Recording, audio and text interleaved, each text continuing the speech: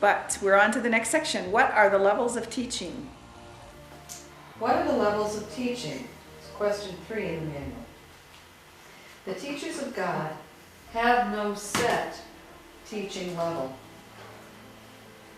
Each teaching-learning situation involves a different relationship at the beginning, although the ultimate goal is always the same, to make of the relationship a holy relationship, in which both can look upon the Son of God as sinless.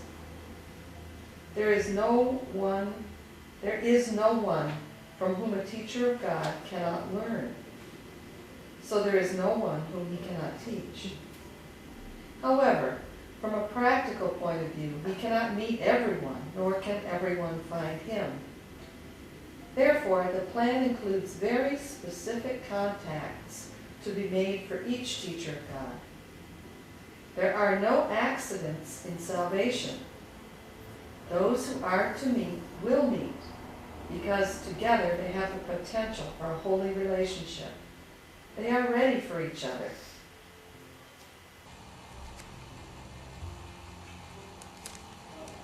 No accidents. Yay. I love that. Kind of what we were talking about in the workbook class too, I think.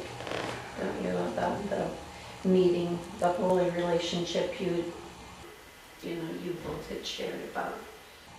What makes the holy, he says, what makes the relationship holy is the purpose of seeing God's Son as guiltless, because now you're serving the plan's purpose. So now it's serving a holy purpose, because you're joining together, and the purpose and the goal of your meeting and joining together is to see each other's sinlessness. That's what he says. That's what makes it a holy relationship. You're trying to see the sinlessness, and that there are certain people that we are assigned to see their sinlessness for our own awakening, and as a participant in the greater awakening, this is part of the journey. So if you know that, you want to make sure you're guided to what you're doing, even though you can see the sinlessness in everyone. He says, there's no one you can't learn from, because there's no one you can't teach. But he says, and he says this at the beginning of the text very clearly, but the plan includes specific meetings for each of us. So let me guide you. Don't just roam around thinking you can just decide, this is who I'm going to make a holy relationship with, because you ran into each other. There are specific meetings, like he's saying. And you're going to waste time if you apply your energy where you haven't been directed to, because I know where you're going to get the biggest bang. Yeah.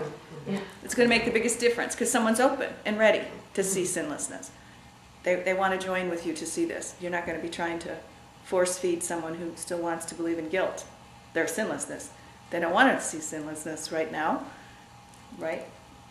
So that's what he's trying to say here. So, I think it's really important to recognize that the holy relationship is, as you said, it's about joining in purpose of seeing innocence, because there are still a lot of course students, people who've studied the course for a while, who think that a holy relationship is a romantic relationship with somebody who looks like, earns like, thinks like, according to my list, and then we'll make that holy. And it's like, it's not what he's saying.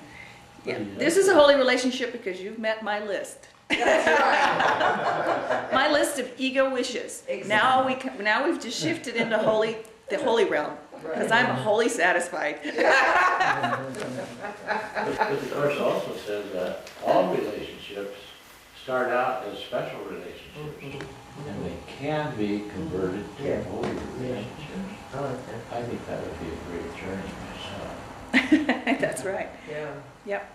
And the difference between a special and a holy relationship is simply the purpose. Are you trying to use this person to satisfy some ego wish, like your list, or are you trying to give and extend holiness by seeing their innocence and holiness so you can remember yours? And are they doing the same for you? That makes it a holy purpose. And you can even try to make that your purpose and get sidetracked by your special purposes. I mean, meaning this is some force of direction of your mind to serve this purpose, but we are so caught up in ego idle wishes that we don't even realize we've really got this other thing going on over here that gets in the way of seeing the innocence. So this is why he says with the help of the Holy Spirit and practicing the mind training, you can eventually turn a special relationship into a holy relationship through the efforts of your miracles. If this is the one, if you're where you're supposed to be, following the guidance, then this is exactly what we all have the right to experience. Our innocence through joining in a holy relationship. And he says that's one of the means of salvation, so it's very important.